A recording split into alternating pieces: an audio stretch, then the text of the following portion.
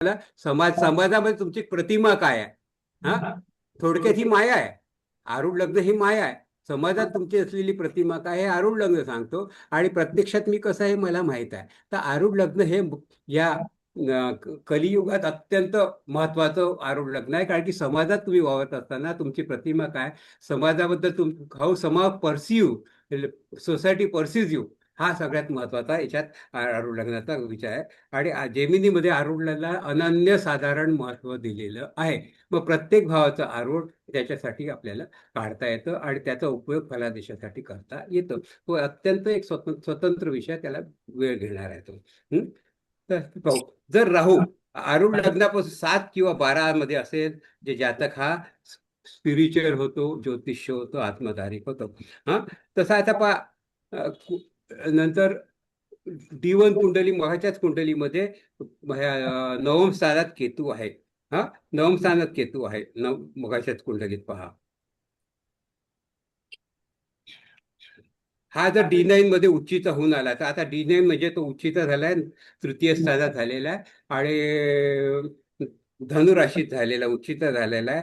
जातकाला ज्योतिष्य, स्पिरिच्युअलनेस आणि आत्माकारक, त्याच्याबरोबर बुध आत्माकारक जातकाचा वर्गोत्तम बुध असल्यामुळे त्याला ज्योतिषाचा छंद लागला. ज्योतिषामध्ये त्यांनी प्रगती केली आणि तृतीय स्थानात असल्यामुळे कुठेतरी त्याचं कम्युनिकेशन लेखककडे याबद्दल झालेलं आहे.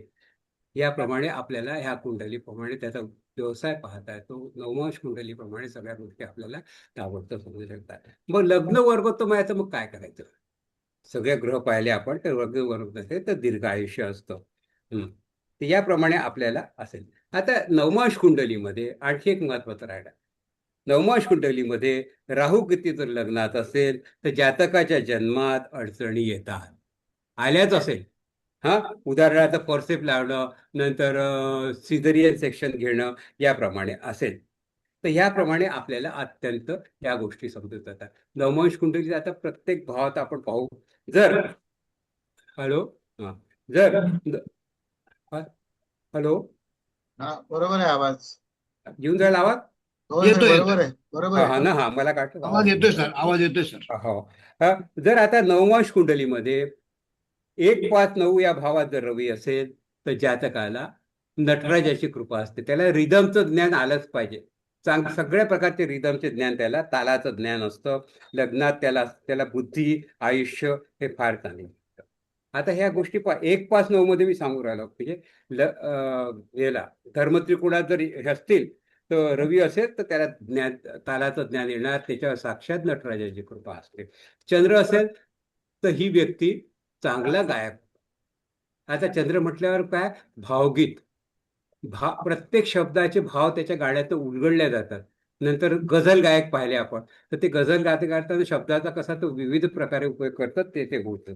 मंगळ असेल तर ही व्यक्ती नक्की योद्धा, लष्करी, तर त्याचे आयुष्य सेमी सेमी मिलिटरी टाईप याचं हे राहतं, त्याचा पोलीस वगैरे याप्रमाणे. बुध असेल तर चांगला व्यक्ता, बिझनेस, सर्वांशी कॉम्प्रोमाइज करणारा, न भांडणारा असतो. हा बुध असताना 1, 5, 9 मध्ये. गुरु असेल तर वाईड नॉलेज, एखाद्या विषयाचं विस्तृत नॉलेज, विस्तृत ज्ञान असणारा ही व्यक्ती असतो आणि त्याचे त्या विषयावर प्रभुत्व असते आणि अत्यंत चांगला मार्गदर्शक असतो. म्हणजे याच्यात असेल धर्मत्रिकोणात जर हे गुरु असेल. शुक्र असेल आय फॉर डिटेल्स म्हणजे खोलवर चौकशी करतो, अत्यंत खोलवर चौकशी करून घेणार असतो प्रत्येक गोष्टीत. म्हणजे असं वरवर नाही नुसतं काही करायचं तर अत्यंत खोलवर चौकशी करेल. आर्टिस्टिक क्वालिटी त्याच्यामध्ये असते, हे प्रमाणे असतं. शनी असेल तर पारंपरिक विचार, पारंपरिक वारसा, संस्कृती जपणारा, कठीण परिश्रम म्हणणारा, आणि ही व्यक्ती ऑर्थोडॉक्स सुद्धा असतेच. राहू असेल तर साधारणतः हे लोक मोठ्या मशिनरी हँडल करणारे, रिसर्च ओरिएंटेड, इंटरेस्टेड, यांनी कशात असतात, तत्वज्ञान आणि ज्योतिषामध्ये इंटरेस्टेड असते, फिलॉसॉफी आणि ॲस्ट्रॉलॉजीमध्ये इंटरेस्टेड.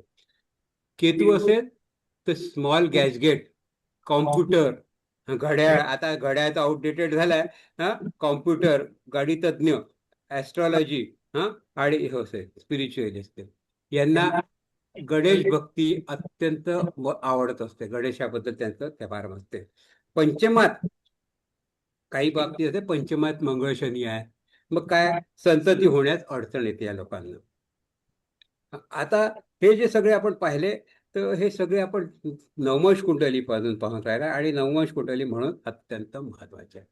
आता याच नवमश कुंडलीमध्ये जे कारक ग्रह आहे, हा भावाचे कारक ग्रह आहे, हे पाहतात.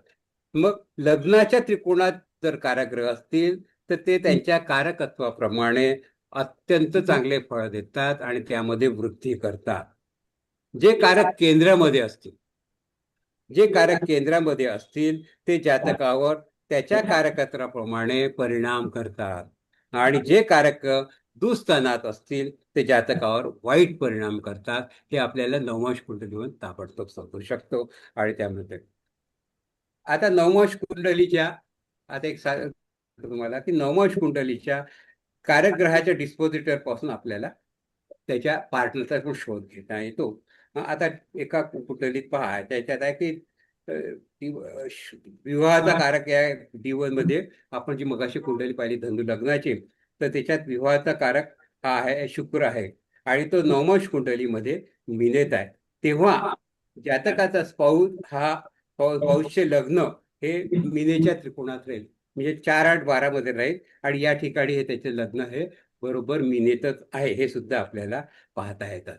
चतुर्थ स्थान हे सुखाचे स्थान आहे नवमाश कुंडलीमध्ये, परंतु याच्यातले पापग्रह आपल्याला अशांती देतात आणि रोग सुद्धा देतात. वक्री ग्रह सुद्धा अशाच प्रकारे त्रास देतील. त्याचा आपल्याला योग्य प्रमाणे विचार करावा लागतो. पण रोगाचा विचार करताना आपल्याला फक्त D1, D3 म्हणजे जे लग्न कुंडली, त्रेष्काळ कुंडली आणि कौलांश कुंडली म्हणजे D6चा विचार करावा लागेल. ही कौलांश कुंडली पाराशरीमध्ये नाही आहे, ही जैमिनीमध्ये आहे. त्याला कौलांश कुंडली असं म्हणतात. हा याप्रमाणे आपल्याला पाहायचं आहे सगळ्या. महर्षी जैमिनी याने नवमांशाचा उपयोग केलेला आहे. मी मगाशी तुम्हाला सांगितलं द्वितीय अध्यायात. या ठिकाणी सूत्र देऊन त्यांनी फलादेश करण्याचा जो सूचना दिल्या हे अत्यंत महत्वाचे आहे. जर जन्मकुंडलीचा नवमांश कुंडलीमध्ये राहू सोबत किंवा दृष्टीत असेल तर जातक हा धर्माविषयी खुल्या विचाराचा असतो. तो धर्मांध किंवा अंधभक्त राहू शकत नाही. नंतर दशस्थानाचा हा सर्व प्रकारचा पैशाचा व्यवहार या स्थानावरून आपल्याला पाहावं लागतं, कारण की हा हाऊस ऑफ वेल्थ आहे. यामध्ये शुभग्रह मगाशी सांगितल्याप्रमाणे उत्पन्न स्थिर देतात. अशुभ ग्रह असेल तर फ्लेक्झिबल असतं, कमी जास्त होत राहतात. निश्चित असेल तर पैसा मिळणं अत्यंत कठीण जातं. उच्चीचा असेल तर मग पैसा मिळतो. बरेच लोक येतात आता मला पैसाच नाही मिळून जायला, माझा व्यापार नाही चालला, तर आहे तुम्हाला दशमस्थानात त्याचा ग्रह कसा आहे हा तुम्हाला नवमांश कुंडलीमध्ये तुम्हाला सांगतात. चतुर्थ स्थानावरनं आपल्या आरोग्य पाहता त्यात. जर जातक आरोग्य असेल, सुखी असेल, तर त्यांना चांगलं असतो. यावर अवलंबून आहे. शुभग्रह हे चांगले आरोग्य तुम्हाला देतात. पापग्रह तुम्हाला अडचणीत आणतात, रोगराई देतात. आणि यासाठी लग्न त्या पर्टिक्युलर ग्रहांच्या दशा या तेवढ्याच महत्वाच्या आहेत. लग्न आणि सप्तमातील चंद्र हा तुम्हाला प्रसिद्धी देतो, कारण त्यांचे जनतेशी संबंध येतात. द्वार आणि लग्न म्हणजे द्वार आणि सप्तम म्हणजे बाह्य, म्हणजे हे जनतेशी संबंध येतात, त्याच्यामुळे हे चांगले असतात. आता आपण पाहिला की शनी हा अष्टमाचा कारक आहे आणि तो जर लग्नेश असेल ना, तो हा लग्नाला विरोध करतो आणि सप्तमेशाला दूषित करत असेल तर विवाहाला विलंब करतो. हे छोटे छोटे आपल्याला रायडर्स केले तर आपल्याला पाहता येईल. आता याच्यात जर पाहिला तर तुम्ही नवीन पटनायकची कुंडली आहे, अमुक आहे, भरपूर कुंडली आहे, कुंडली याच्यात पाहता येईल आत्मकारक. आता नवमांश कुंडलीचा आणखी थोडासा विचार केला तर आपल्याला आध्यात्मिक प्रवासासाठी आपल्याला या गोष्टीचा विचार पाहिजे. कारकांशेपासून आपल्याला इष्टदेवता पाहते, कारकांशाच्या वेळाची इष्टदेवता पाहते. आता हे सगळं पाहिल्यावर आणखी एक आपण फार महत्वाचा विचार आपण सोडलेला आहे, सूर्यग्रह आणि असुरग्रह. हा हा विचार आपण करत नाही, पण तो इतका पटकन लागतो हो की पहा. सूर्यग्रह म्हणजे रवी, चंद्र, गुरु, मंगळ आणि केतू. केतू हा आध्यात्मिक याच्यासाठी आध्यात्मिकेसाठी शुभ ग्रह म्हटलेला आहे. तर असुर ग्रह म्हणजे बुध. काही बुध असल्यावर आपण काय करतो? लोभ आहे आपल्याला पैशाचा, एकमेकाची जेलसी असते. आज माझा 10 लाखाचं टर्नओव्हर झालं तर उद्या विचार करतो मला 11 लाखाचं काय व्हायला पाहिजे. मग ही कॉम्पिटिशन सतत इच्छा वाढत जाते त्याची. त्यामुळे बुध, आणि तो दशमाचा प्राईम हे कारक आहे. त्याच्यामुळे केतू बुध हा हे आहे. शुक्र, सगळ्या प्रकारचे अयोग सुख मला पाहिजे असतात. हा, याप्रमाणे आपण शुक्र हे आपण हे म्हणतो. शनी दुःख आणतो, पराजय देतो शनी आपल्याला त्याला. आणि राहू अचानक दुःख, फॅटल शॉक येतात, हे आपल्याला होत होतं. याप्रमाणे आपल्याला हे पाहायला लागतं. आणि हे शुभ ग्रह असतात. मग शुभ, हॅलो, येतं हा ऐकू. हा, सूर्यग्रह असतात, याला याला सूर्यग्रह म्हणतात. आणि असुरग्रह कोणते आहे मग सूर्यग्रह सांगितले मी. सूर्यग्रह होते आपले रवी, चंद्र, मंगळ आणि केतू, आणि बाकीचे हा सूर्यग्रह होतं. म्हणजे शुक्र, बुध, ते शुक्र बुध, शनी राहू. शुक्र, शनी, राहू, हा होय, असुरग्रह होतात, याला होतात. आणि सूर्य हाऊस कोणत्या? चांगले घर. सूर्यग्रह हाऊस म्हणजे पहिलं हाऊस. जे जे सूर्य, ज्या भावाचे कारक रवी, चंद्र, गुरु, मंगळ आहे, ते सगळे सूर्यग्रह. सूर्य म्हणजे देवता, असुर म्हणजे राक्षस. हा, मग पहिलं स्थान याचा कारक कोण आहे? आपला रवी आहे. द्वितीय स्थान गुरु, तृतीय स्थान मंगळ, चतुर्थ स्थान चंद्र, आणि पंचम स्थान गुरु. आणि सहावं सहावं काय आहे मग? असुर. हा, सातवं शुक्र असुर. हा, आठवं शनी असुर. नववं परत गुरु. हा, 10वं बुध प्राईम असल्यामुळे असुर आहे. हा, आणि 11वं सूर्य, आणि 12वं परत असुर. हा, म्हणजे तुम्हाला 9 नंतर 9 सूर्य, 10 असुर, 11 सूर्य, 12 असुर, असं करावं लागेल. आणि 1 ते 5 सूर्य, 6, 7, 8 असुर. हा, या प्रमाणे पाहिजे. जेव्हा सूर्यग्रह असुर भावामध्ये जातो तेव्हा तो पिटल्याच जाणार. किंवा असुर असुर ग्रह सूर्यभावामध्ये आला तर तो त्या सूर्यग्रहाची व्याख्या खराब करण्यात, त्याच्या कारकत्वाला त्रास देणार. हे आपल्याला रेडी रेकनर सारखं जे म्हणतात ना, की पहिले पाहायचं की सूर्यग्रह आहे की असुर ग्रह आहे पहा तुम्ही, आणि तो कोणत्या भावात आहे पहा. तुम्हाला ताबडतोब दिसते तुमचा लग्नेश कुठे पडलेला आहे, सूर्य लग्नेश आहे का असुर लग्नेश आहे. मग सूर्य भावात पडलाय का असुर भावात आहे का, हे पाहिल्यावर तुम्हाला ताबडतोब येतं. आणि सूर्यग्रह सूर्यभावामध्ये चांगली फळं देतात, असुर भावामध्ये पिटली जातात, मी तुम्हाला आता सांगितलं. याप्रमाणे आपल्याला बऱ्याचशा या गोष्टी करता येतात. आता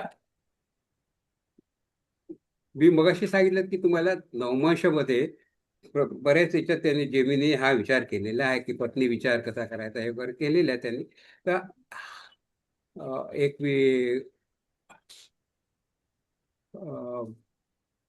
धनंजयजी, वेळ किती आहे? बोला बोला सर. वेळ किती आहे? वेळ आहे अजून आहे. आहे ना? हा एक 5 मिनिटं घ्या अजून एक होय क्वेश्चन. होय होय. हा, धनंजय 5 मिनिटं जाऊ दे, अजून 5 मिनिटं घेऊ. हरकत नाही, हरकत नाही, बरोबर, हरकत नाही हरकत ना? नाही. हा हा, ठीक.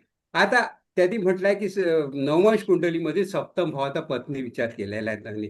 त्यांनी म्हटलं की चंद्रगुरु जर सप्तमात असेल नवमांश कुंडलीच्या, तर जातकाची पत्नी, जेमिनी सूत्रांनी म्हटलेलं आहे त्याच्या दुसऱ्या चरणात, पहिल्या अध्यायाच्या, पण जातकाची पत्नी सुंदर चांगली दिसणारी असते.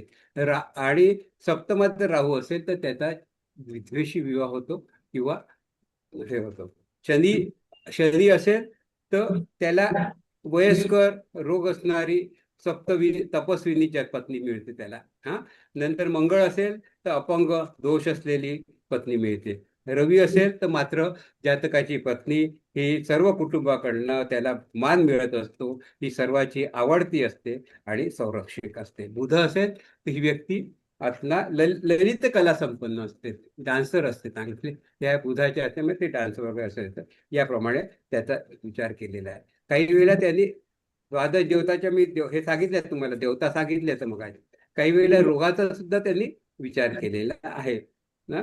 तर नववंश कुंडलीचा साधारणतः असताना हे रोग आणि व्यवसाय यांचा विचार केलेला आहे तो, त्याच्याप्रमाणे आपल्याला पाहता येतं. तर हा थोडक्यात आरूढ आणि याचा फरक आहे. मग आता थोडक्यात ती जेमिनीचं सांगितलं होतं की आरूढ म्हणजे काय. तर आरूढ हे प्रत्येक भावाचं समाजाचं तुमचं कसा तुम्हाला हे केलेलं आहे, समाज तुम्हाला तुमच्यावरचं धारणा काय समाजाची हे तुम्हाला लग्नापासून समजतं. प्रत्येक भावाचा आरूढ, उपपदाचा आरूढ काढताना उपपद म्हणजे 12व्या स्थानाचा आरूढ काढायचा. हे तुमचा स्पाऊस दाखवतो, वैवाहिक जोडीदार दाखवतो आणि त्याप्रमाणे आपल्याला ह्या गोष्टी पाहता येतात. जेमिनीचा हा एक अत्यंत चांगला आरूढाचा विषय आहे. अर्गला एक विषय चांगला आहे, तो एक विषय एक वेगळाच आहे. आणि राशी दशा आणि तुमचं हे लॉन्जिव्हिटी हे आपल्याला पाहायचे असेल तर त्याच्यासाठी लॉन्जिव्हिटीसाठी तुम्ही तुमचा तो एक एक जेमिनी विशेष हे केलेला आहे, विचार केला आहे. पाराशरीवरूनच ह्या सगळ्या गोष्टी तयार केलेल्या आहेत. त्याच्यासाठी फक्त सूत्र तयार करून सूत्राचं म्हणजे आपल्याला ताबडतोब निर्णय द्यायला त्याचा आधार घेता येतो. हा जेमिनीचा एक उपयोग चांगलेला आहे. तर आज मी थोडक्यात हा तुम्हाला नवमांश हा चार्ट एवढा मोठा आहे की मी फक्त त्याला ते एडिट करून सांगितलं. साधारण त्याला एक माझं जे असतं ते 3 तासाचं 2 दिवस असतं, 3 तासाचं नवमांश. मग त्याच्यावर मी कुंडल्या पण सांगत असतो. विवाह कसा आहे, विवाहाचा घटस्फोट कसा घेतला आहे, मग वैवाहिक मिलन कसं करायचं, पत्रिका मिलन वगैरे करायचं, हे तुम्हाला सगळं नवमांश कुंडलीवर करता येतं. ते आता काही आपण काळाअभावी वेळेअभावी आपल्याला सांगणं शक्य होत नाही. तर पुढे पुढे कधी कधी काय पाहता येईल आपल्याला. तर एवढं बोलून मी माझे सांगतो. आपल्याला मी जे सांगितलं आहे, प्रयत्न केला सांगायचा एक थोडक्यात, ते कितपत योग्य वाटलं हे आपण सांगा. आपल्या काही अडचणी असेल, एक शंका असेल तर मला सांगा, मी शंकेचं समाधान करायचा प्रयत्न करतो. धन्यवाद सर. फार नेमक्या आणि सोप्या शब्दात तुम्ही समजावून सांगितला विषय. पराशरी आणि जेमिनी सूत्रानुसार नवमांश स्वरूप कसं पाहावं. आता पुढील सेगमेंटसाठी मी आमचे अध्यक्ष विजय जकातदार सरांना विनंती करेन की आपण आपलं अध्यक्षीय मनोगत व्यक्त करावं. सर. नमस्कार. आज विनयजी कुर्रेकर यांनी नवमांशाचा एकदम पटच ओपन केला. नॉर्मली नवमांश कुंडली जी बघतात त्याच्यामध्ये बघताना नवमांशातील विविध पैलूंचा उपयोग कसा करायचा, जैमिनी राशी दशा काय, पाराशरीवर आधारित आहे. जैमिनी आणि पाराशरी या दोन्ही भूमिकांचा, नवमांशातल्या देवता, नंतर कर्म दशा यांचा विचार, धर्म अर्थ काम मोक्षाचा विचार, नंतर विश्व राष्ट्र ज्ञानी आणि स्वधर्माचा विचार, वारचक्राचा विचार, दशम भावाचं महत्व, सप्तमातले पापग्रह, बुद्धी शुद्धी वृद्धी आणि सिद्धीचे वृद्धी संबंध, आख्यायिका एखादी सांगितली, उपासना सांगितल्या, नवमांशाचं 12व्या स्थानातील ग्रहांचा विचार मांडला, देव नवमांश त्याचे विविध प्रकार काय. आज संबंध नवमांशाचा एक संबंध पोस्टमार्टम त्यांनी आमच्या समोर उभं केला. अतिशय चांगल्या पद्धतीने त्यांचा स्वतःचा जैमिनी आणि ज्योतिषातला जो अभ्यास आहे पाराशरीचा, त्या दोन्हीचा आज अनुभव त्यांनी आमच्याशी शेअर केला. मी खरं म्हणजे विनयजी आपले धन्यवाद मानतो. सर्व विद्यार्थ्यांना आज चांगल्या पद्धतीने नवमांश आणि जैमिनी या दोन्ही कुंडल्या पाराशरीच्या करतील. मला असं वाटलं की घटनेचा अनुभव, त्याची गुणवत्ता आणि अनुभवातून व्यक्तीची अंतर्गत वाढ कशी होते हे या नवमांशामधनं पाहता येईल. मुळात कुंडली ही घटना दाखवेल पण त्याची अंतर्गत नवमांश अधिक स्पष्ट करतं. जैमिनी पद्धतीत चरकारक आहे, कारक अंश आहे, राशीदृष्ट्या आहेत, जीवाच्या प्रवासाकडे पाहण्याची एक वेगळीच दृष्टी आहे. पण पाराशरी जी आहे ती जीवनात काय घडतं हे दाखवतं. तर जैमिनी त्याची अंतर्गत दिशा म्हणजे आतलं जर सूक्ष्म स्वरूप आहे ते स्वरूप आपल्याला दाखवते. दोन्ही एकमेकांना पूरक आहेत. मला असं वाटून गेलं की आकाशाकडे 2 दुर्बिणी लावल्या आहेत आणि एका दुर्बिणीतनं पाराशरी बघतोय आणि एका दुर्बिणीतनं जैमिनी बघतोय. अशा पद्धतीने आज हा पट आपण उलगडला. निश्चितच जैमिनीतील कारकांश विचार आणि आरूढ लग्न हा विचार गूढ आणि चिंतनीय आहे. मला असं वाटतं की आरूढ लग्नावरती एक स्वतंत्र लेक्चर आपण कारकांशावरती करावं आणि व्यक्तीच्या आत्मिक दिशेचा हा जो अभ्यास आहे तो अभ्यास आमच्या विद्यार्थ्यांना परत एकदा समजून सांगावा असे मला वाटतं. नवमांश किती महत्वाची भूमिका बजावतं ही गोष्ट पण आपण अत्यंत चांगल्या पद्धतीने समजून सांगितली. आजकाल माहिती खूप उपलब्ध नाहीये, चिंतन कमी होत चाललेलं आहे. अशा वेळेस विनयजी कुरेकरांसारखा अनुभवी माणूस जेव्हा सांगतो तेव्हा त्या अनुभवाचं आपण निश्चितपणे उपयोग करून घेतला पाहिजे. विद्यार्थ्यांना माझी कळकळीची विनंती आहे की अशी अभ्यासपूर्ण व्याख्यानं केवळ ज्ञान देत नाहीत, तर आपल्याला सखोल संशोधनाला प्रेरित पण करतात आणि आपण सखोल संशोधन याच्यातनं केलं पाहिजे. आज विनयजींनी अनेक गोष्टी ज्या समजून सांगितल्या त्या गोष्टींचं आज आपण टिप्पण केलं पाहिजे. मी सुद्धा जवळजवळ तासभर लिहित होतो सगळं, आणि ही टिपणं जी आहे ही टिपणं आपण आपल्या कुंडल्यांमधनं वापरून आपण जेव्हा संशोधन करू तेव्हा खऱ्या अर्थाने आपल्याला ही गोष्ट व्याख्यानाचा उपयोग झाला असं होईल. मला असं अजून एक वाटतं की अजून एक पुष्कर नवमोष म्हणून प्रकार आहे, तोही आपण या ठिकाणी एकदा केव्हा तरी ओपन करावा आणि त्याच्यावरती एक आपण विनयजींना बोलवावं आणि त्यांच्याकडनं समजून घ्यावं. आणि दुसरी गोष्ट अशी की मला विनयजी असं एक वाटतं की 12 भावातनं आम्हाला माणूस ओळखता आला पाहिजे, माणसाचं स्वॉट अनालिसिस करता आलं पाहिजे. स्ट्रेंथ आणि विकनेसेस ही नववंशातनं कशी करता येईल, जन्मकुंडलीतनं 12 भावांचं जे माणूस ओळखणं जे आहे ते मी माझ्या एका विशिष्ट पद्धतीने करत असतो. किंवा प्रथम स्थानावरून त्याचं मॉरल बघतो, द्वितीय स्थानावर त्याचा स्वार्थ बघतो, तृतीय स्थानावर त्याचा पुरुषार्थ बघतो, चतुर्थ स्थानावर त्याचा निस्वार्थ बघतो, पंचम स्थानावर त्याचं ममत्व बघतो, षष्ठ स्थानावर त्याची वासना बघतो, सप्तम स्थानावर विशुद्ध प्रेम बघतो, अष्टम स्थानावर त्याचा परोपकार कसा आहे तो बघतो, नवम स्थानावर विवेक बघतो, दशम स्थानावर त्याचं निष्काम कर्म बघतो आणि लाभस्थानावर त्याची नीतियुक्त कर्म बघतो आणि 12व्या स्थानावर त्याच्या मर्यादा बघतो. मला वाटतं हे सगळं नववंशातनं जर बघितलं तर हा माणूस अंतर्गत कसा आहे ते कळेल. आणि खऱ्या अर्थाने जर माणूस कळला,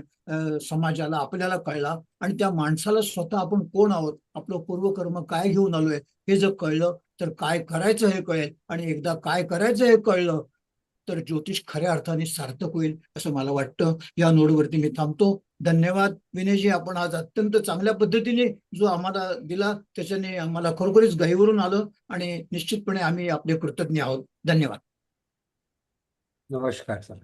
धन्यवाद सर.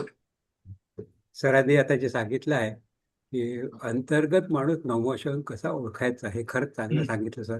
पण त्याच्यासाठी आपल्याला आरूढाचा उपयोग करावा लागेल आणि पुढे करेक्ट. आपण मला त्याच्यात म्हणून जाऊ. मला ती कल्पना आहे, म्हणूनच मी म्हटलं आरूढवरती सेपरेट घेऊया. आणि हो, मी आज हा नक्की. विषय हो. ओपन करून दिलाय तेवढ्यासाठी. चालेल मला चालेल. हो. धनंजय पोळसुले नेहमी म्हणतात की अध्यक्ष भाषणात काहीतरी तुम्ही नवीन द्या, तर मी हो. म्हटलं की आज विषय ओपन करून द्यावा आणि हा हो, विषय नक्की. ओपन करून अंतर्गत माणूस कसा ओळखायचा नक्की त्याच्यासाठी नक्की नववंशाचा उपयोग एकदा करूया. नक्की नक्की. त्याच्यावरती एक नक्की. लेक्चर ठेवूया.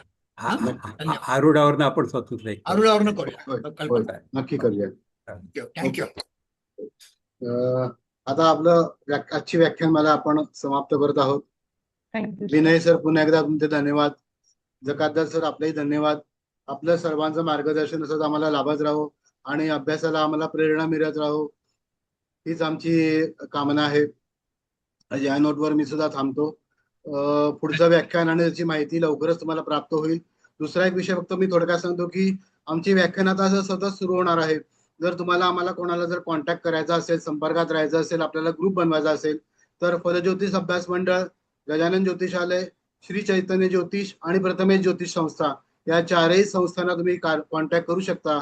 आणि अजरामर दिगंत कीर्तीसाठी आम्हाला एक ग्रुपमध्ये जॉईन व्हायचं म्हणून सांगू शकता. आपण एक ग्रुप फॉर्म करूया असं मला वाटतं. तर चालेल. त्या दृष्टीने आपण पाऊल उचलूया. तर नक्की, आज मी नक्की. इथेच थांबतो. सर्वांचं आभार, धन्यवाद. एक भेटत राहूया. धनंजयजी बोला बोला. धनंजय- विनयजी पुन्हा एकदा धन्यवाद. अमृता कुलकर्णीने यांना बुद्धी शुद्धी वृद्धी आणि वृद्धी. नंतर सिद्धी सिद्धी. सिद्धी पाहिजे हा सिद्धी शब्द. पाहिजे, सिद्धी पाहिजे. त्यांनी एक सिद्धी, मांडलं सिद्धी. होतं, मी हा. सांगणार हा. होतो पण म्हटलं तुमचं व्याख्यान चालू होतं म्हणून गप्प बसलो. सिद्धी हो, पाहिजे. हो, हो. सिद्धी हो, सिद्धी. पाहिजे. हा. त्यांनी काय म्हटलंय प्रश्न पुन्हा नाही मी त्यांना वाचला. आन्सर पाठवले मला सिद्धी पाठवले. गेले. हा, होय, ठीक. धन्यवाद. बुद्धी, शुद्धी, वृद्धी आणि सिद्धी. सिद्धी. सिद्धी. होय. 1 4 7 10 त्यांना पाहिजे होतं. Yes, तेवढं होय. सांगितलं. चालेल. ठीक आहे. चला विनयजी, आज भेट धन्यवाद. झाली, बरं वाटलं, जरा प्रसन्न, सर्वांना बस. भेट झाली. महिन्यात नाही का माझे भेट होते. थोडक्यात विचार मांडण्याचा प्रयत्न केला सर. तुम्ही नाही, आहे, नाही, छान- तुमचा छान आशीर्वाद विचार आहे. छान विचार झाले, छान विचार चालेल. झाले. वादच आता नाही. चालेल. मी फक्त थोडस पुढे वाढवण्यासाठी जरा काही एक गोष्ट वाढवून ठेवली. नक्की करू आपण, जरा. नक्की करू. चांगल्या पद्धतीने अजून करूया, सर. सूक्ष्म स्वरूप बघूया. नक्की करू. धनंजयांना सांगून देऊ, नववंश त्यांची सूक्ष्म मदत स्वरूपात होय, सर, राहणं करूया. चांगलं. ते करतील आरूढ आपल्या. लग्नावर एक घेऊया. आरूढ लग्न आणि पुष्कर नामवंश. चालेल नक्की. चालेल चालेल. हो, हो. ओके ठीक सर. आहे. धन्यवाद. भेटू सर. धन्यवाद. नमस्कार. Thank you sir. Thank you thank you. Thank you thank you